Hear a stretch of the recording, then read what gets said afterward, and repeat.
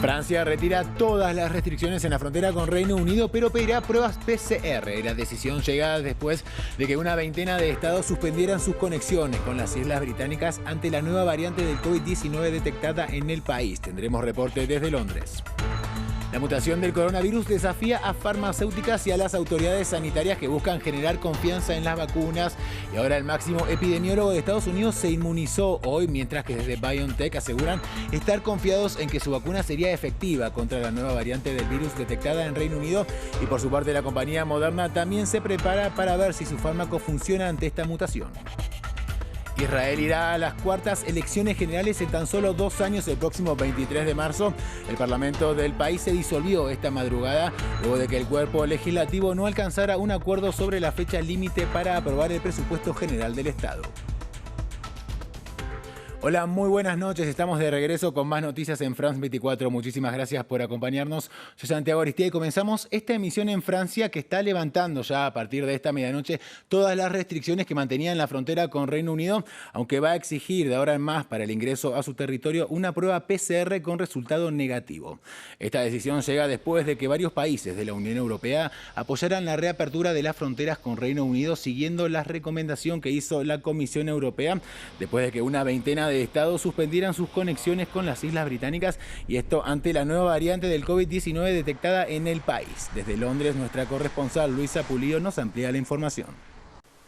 Se espera que este miércoles empiece a restablecerse el tránsito de personas y de bienes entre el Reino Unido y Francia, suspendido desde el domingo por la aparición aquí en Gran Bretaña de un nuevo tipo de coronavirus. El acuerdo alcanzado establece que los primeros en viajar por tierra, mar y aire serán ciudadanos franceses, residentes y viajeros esenciales. También se establece que quienes quieran viajar deben presentar una prueba negativa del coronavirus 72 horas antes del viaje. En el caso de los conductores de camiones y de tractomulas, surge una pregunta logística: ¿en dónde y quién hará estas pruebas? Lo cierto es que aquí en Reino Unido la situación es bien preocupante.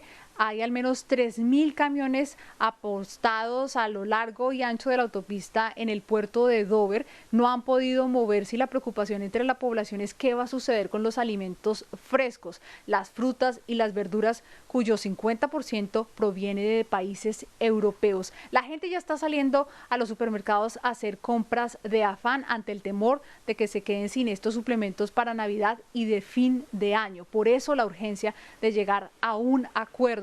Entre tanto, y la pregunta también es aquí, ¿será que estas escenas se van a repetir si no hay un acuerdo entre el Reino Unido y la Unión Europea para una salida negociada de la Unión Europea? Estamos a pocos días de que se venza este periodo de transición y todavía no hay humo blanco de si habrá o no habrá acuerdo. Y precisamente en este contexto, los Estados miembros de la Unión Europea planean comenzar a vacunar a sus respectivos ciudadanos este próximo domingo, en medio de la desconfianza en la inoculación generada por esta nueva variante del coronavirus COVID-19 que fue detectada en Reino Unido. Y desde la farmacéutica alemana BioNTech aseguraron estar confiados en que su vacuna contra el COVID-19 desarrollada junto a Pfizer sea efectiva ante esta nueva cepa. Así lo afirmó el propio cofundador de la compañía, Ugur Sahin, quien además agregó que considera que podría rediseñar la vacuna en 6 semanas para adaptarla, aunque se requieren todavía más estudios para estar completamente seguros sobre su eficacia. Además, la compañía Moderna también se está preparando para ver si su fármaco funciona ante esta nueva variante del coronavirus. Los detalles nos los cuenta Natalia Plazas. Un nuevo reto en la lucha contra el coronavirus. Pfizer y BioNTech empezaron a probar la eficacia de sus respectivas vacunas frente a la nueva cepa de coronavirus hallada en Reino Unido.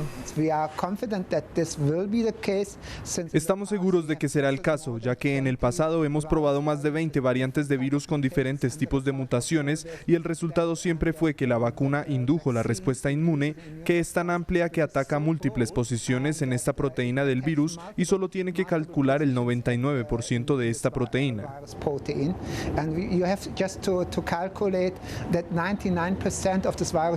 Pfizer se declaró optimista, pero aclaró que podría rediseñar su vacuna en 6 semanas en caso de que no funcione. Y en un intento de dar confianza a los ciudadanos, algunos de los principales funcionarios de atención médica de Estados Unidos fueron inoculados con una primera dosis de la vacuna contra el COVID-19 de la multinacional Moderna. Tan importante o más importante que es un símbolo para todo el país, que siento una confianza extrema en la seguridad y eficacia de esta vacuna y quiero animar a todos los que tienen la oportunidad de vacunarse para que podamos tener un velo de protección sobre este país que acabaría esta pandemia.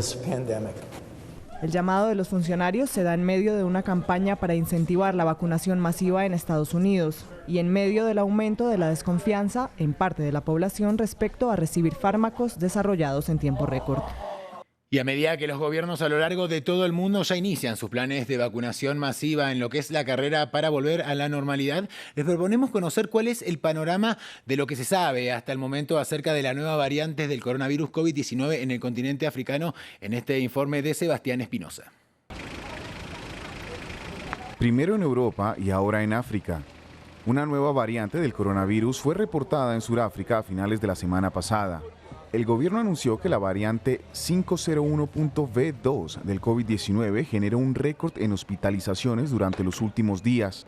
8.500 personas fueron internadas, superando el registro más alto reportado en agosto. Sin precisión sobre el efecto de la severidad de la nueva cepa, las autoridades aún no determinan las consecuencias de la segunda ola en su población. Literalmente todo lo que sabemos es que tenemos estas mutaciones. No hemos realizado estudios funcionales, no hemos hecho escuadrones de estudios para determinar cómo esta variante podría afectar la severidad de la enfermedad, cómo podría afectar su transmisión o incluso la virulencia del virus.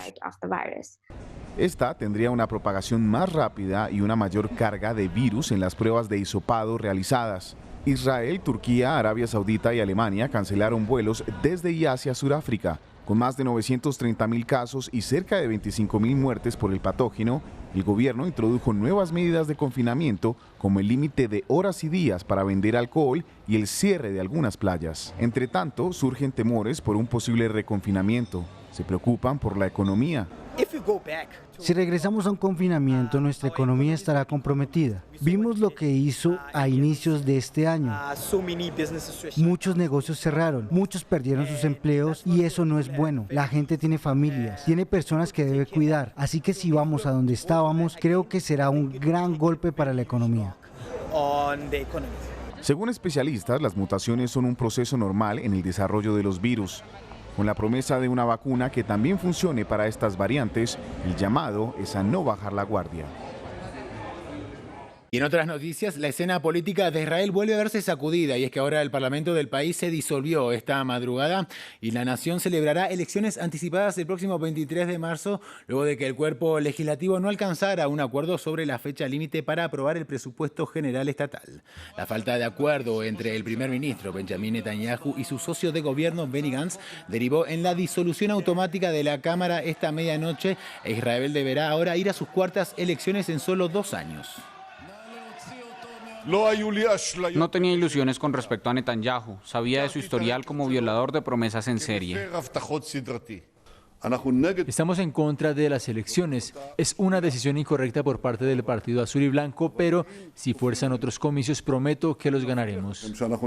Avanzamos con noticias de América Latina. Colombia expulsó del país a 2 diplomáticos de la embajada rusa en Bogotá que ejecutaban actividades incompatibles, esto según el Ministerio de Exteriores colombiano. Las autoridades no explicaron cuáles eran esas actividades de los diplomáticos rusos, pero según medios locales, los servicios de inteligencia colombianos habrían detectado que estaban haciendo espionaje en infraestructuras energéticas y petroleras del país. Desde la Cancillería de Colombia señalaron que la decisión ha sido respondida recíprocamente por el gobierno de la Federación Rusa, al disponer a su vez el retiro de 2 diplomáticos colombianos acreditados en Moscú.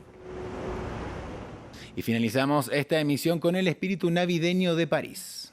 A medida que se acerca la Navidad, en medio de estrictas restricciones por la pandemia de coronavirus COVID-19, las luces festivas y las decoraciones de las calles en la capital francesa iluminan y dan color a un muy particular fin de año que no tendrá los tradicionales ni grandes festejos ni tampoco las grandes reuniones. Con mascarillas, los residentes de París se tomaron fotos en el iluminado ayuntamiento de la ciudad. Y de esta manera llegamos al final de otra emisión informativa, pero los invitamos a continuar informándose en el resto de nuestra programación y en nuestra página web france24.com.